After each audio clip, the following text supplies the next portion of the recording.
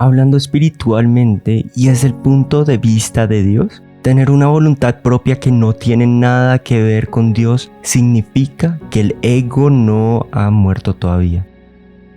Esto es importante porque Dios no usa a un hombre cuyo ego no ha muerto. Pablo, por ejemplo, antes era un hombre cuyo ego no había muerto. Estaba lleno de orgullo, heroísmo secular y un espíritu asesino. Por tanto, andaba de casa en casa buscando a los creyentes de Jesús para matarlos. Hacía todas las cosas según su propia manera y voluntad carnal. En otras palabras, era el dueño de su propia vida. Lo que hacía era completamente irrelevante a la voluntad de Dios y más bien, lo que hizo terminó siendo un pecado contra Dios. Similarmente, podemos ver que aquellos cuyos egos están vivos no solamente son sus propios y orgullosos dueños, sino que también viven carnalmente sin poder ser usados por Dios. El reino de Dios no se puede establecer en aquellos que viven así, quienes tienen un corazón en donde no puede morar la paz, ni la esperanza, ni la alegría, porque no les importa la obra ni la voluntad de Dios. En simples palabras, Dios no usa a aquellos en quienes su ego no ha muerto, aquellos que siguen siendo dueños de sus propias vidas. Esta es la razón por la cual debemos invitar al Señor Jesús para que Él sea el dueño y rey del corazón de cada uno de nosotros. Aunque Pablo antes fue alguien que vivió carnalmente y como su propio dueño, al encontrarse con Jesús en el camino a Damasco, se dio cuenta de que él era un pecador. Por tanto, se arrepintió de sus pecados del pasado, nació de nuevo mediante el Espíritu Santo, y así su ego comenzó a desaparecer.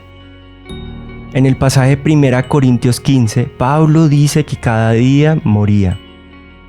También en la otra carta a los Corintios dice, en muchos más trabajos, en muchas más cárceles, en azotes un sinnúmero de veces, a menudo en peligros de muerte. 5 veces he recibido de los judíos 39 azotes, 3 veces he sido golpeado con varas, 1 vez fui apedreado, 3 veces naufragué. Aquí no solamente muestra que vivía bajo la amenaza de muerte, sino que también dado que recibió 5 veces 39 azotes, esto implica que Pablo sufrió 195 azotes de sus enemigos y por tanto, el morir a sí mismo significó que sufrió aflicción mediante dolores físicos por Cristo. Adicionalmente, para Pablo morir a sí mismo implicó una constante batalla espiritual.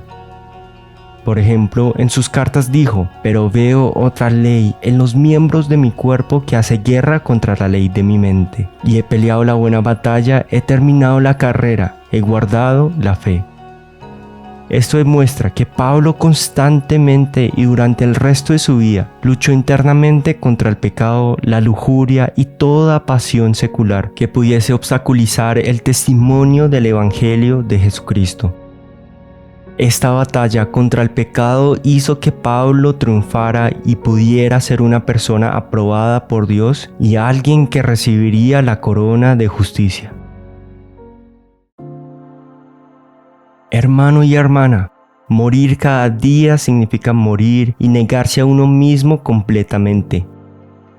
Satanás desea que vivamos una vida secular de diversión para el placer de nosotros mismos todos los días, porque sabe que Dios no usa a aquellos en quienes su ego no ha muerto completamente, sino que Dios usa a quienes mueren a sí mismos por Cristo. ¿Cómo estás viviendo hoy? ¿Estás muriendo cada día al pecado, al mundo y a tus propios deseos mundanos?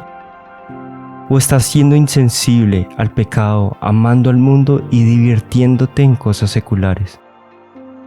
Es absolutamente imposible que el ego muera cada día si uno no se niega a sí mismo. Por tanto, luchemos para morir cada día mediante la oración y la palabra de Dios, para así poder completar el camino de la vida, el camino santo hacia el reino de Dios. Como está escrito, ¿acaso no creemos que Jesús murió y resucitó? así también Dios resucitará con Jesús a los que han muerto en unión con Él. Amén.